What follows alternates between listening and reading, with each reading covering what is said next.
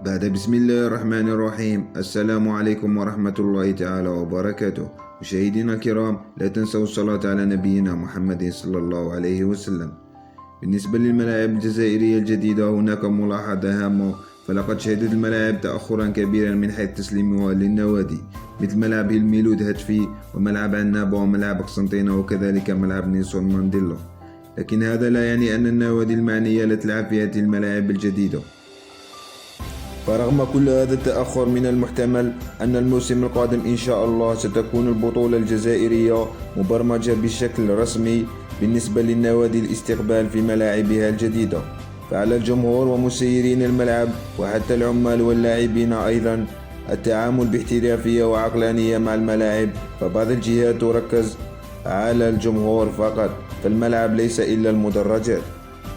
أما بالنسبة لملعب تيزي وزو وملعب الدويرة، كشف المدير العام للتجهيزات العمومية لوزارة السكن مايدي طيفور عن موعد تسليم ملعب الدويرة وتيزي وزو. فقد أكد المدير العام للتجهيزات أن ملعب الدويرة بالعاصمة سيتم تسليمه خلال شهر سبتمبر المقبل، ما يعني أن مولودية العاصمة وجمهورها سيستقبل منافسي العام المقبل في الملعب الجديد، وهذا بقرار من رئيس الجمهورية عبد المجيد تبون الذي قرر إعطاء الملعب لفريق مولودية العاصمة.